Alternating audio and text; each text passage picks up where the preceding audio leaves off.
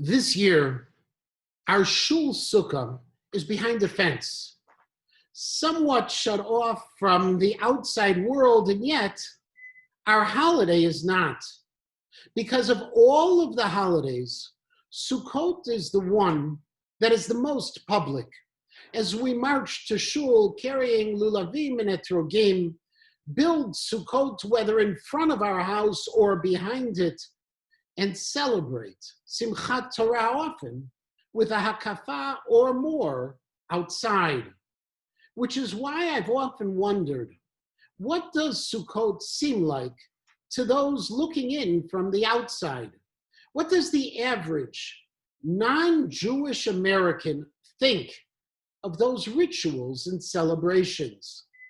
My guess is that at best, they scratch their heads and chalk it up to something they'll never understand. But they're not alone, because we too don't fully understand the reason for these mitzvot other than God commanded us to keep them. And so there's the famous dispute in the Gemara, whether our Sukkot represent God's protection of the Jews in the desert, the Ananei Kavod, or the dwellings in which we lived, the Sukkot Mamash. And there's the mystery of the Arba Minim, the fact that were it not for our Misoram, we'd never know what the pre-Eitz Hadar, the beautiful or maybe long-lasting fruit, really is. There is so much we don't know about this holiday. But what we do know is that every year we leave our homes to go outside, sometimes to enjoy the fresh air and other times to suffer the cold, but always outside. Why? Rabbi Norman Lamb Zatzal suggested that it's because the holiday of Sukkot is a holiday that commemorates galut, living in exile. In fact, that's even the language used by Chazal when they write that we are golim. We're exiled from our homes to be in the Sukkah. Just think about it. Pesach is the holiday which commemorates the Exodus, our physical redemption. Shavuot is the holiday which celebrates Matan Torah, our spiritual redemption. Rosh Hashanah is the day humanity was created, and therefore the day of judgment, and Yom Kippur is the day of repentance when the sin of the golden calf was fully forgiven. But Sukkot, it reminds us of the 40 years in the desert, 40 years when we were subject to the elements, 40 years when we were protected only by God in the tents in which we lived. As a result, Sukkot reminds us of what it means to be a Jew without a land, a Jew who has to wander, a Jew who is unsure of what tomorrow might bring. And yet, said God, Sukkot teshvu shivat yamim. It is with those memories that you must live for 7 days, not just be in your sukkah, but live there. To which Chazal explained, teshvu ke'ein taduru, that our Sukkot must become our homes. Or to put it another way, for 7 days, we must learn how to be comfortable, even though we are uncomfortable. Learn not only how to cope, but even thrive despite adversity. And while we must learn all of that, we are also supposed to celebrate the exile, find simcha, the joy, where no one would expect it. That might be even why Sukkot comes in the fall, when the weather is unpredictable, because life is unpredictable. And that's why Sukkot, in the time of the Beit HaMikdash, included 70 offerings, symbolizing the 70 nations, because these lessons of creativity and adaptability, faith and flexibility, despite alienation, loneliness, and isolation, is a universal need.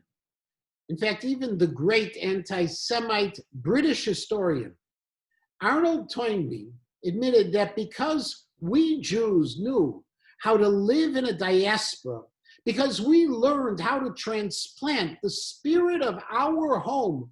Wherever we were, we remained part of this world. But surviving is not the only thing we learn as we leave our homes.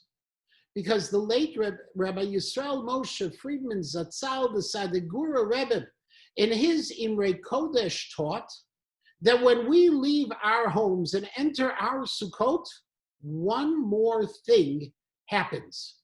We break with our regular routine. And so while Pesach is complicated, ultimately it's about recreating our routine. So much so that today you find not only Pesach cakes and delicacies, but even non-gebruxt hot dog buns and sushi. And Shavuot, beyond staying up all night for a mishmar and including some cheesecakes into our menus, is not that unusual. But Sukkot. Sukkot is different because we leave our dirot keva, our permanent homes for dirot arai, for our temporary dwellings. And therefore, Sukkot is not just a lesson of living in the galut, in the exile, but also a lesson that from time to time, we also need to shake up our routine, step back, and consider what else we can do. For while it's true that routine, the habits and the rituals of a Jew are essential, a routine can also numb our spirits and dull our senses. But then along comes Sukkot, with an opportunity to do things differently and a requirement to move beyond a routine, which may be the ideal set of lessons this year as our lives have been turned upside down by a pandemic and our routine anything but normal. Taught Rabbi Lamb that we need to learn how to be comfortable with the uncomfortable. We need to readjust and recalibrate, create lives of meaning despite the challenges we face. And we need to find ways to celebrate, to commemorate, and to connect. And taught the Sadegura Rebbe that what we once did, what we regularly did, may need to change in order to move forward.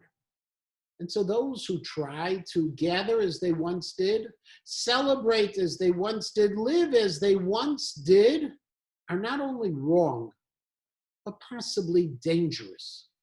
But they're also missing an opportunity for growth and for faith. And those who say it's too hard or just not reasonable need to learn to adapt, become comfortable with this uncomfortable. This pandemic is our dirat arai, our temporary situation. And with the help of scientists and doctors, and of course, HaKadosh Baruch Hu himself, one day soon, we will be able to return to a permanent situation, to our dirot keva. But in the meantime, let's remember that while so much is different, there still can be joy. And the things we genuinely miss will be the things that we will soon, one day, be able to appreciate even more. Shabbat Shalom and Chag Sameach.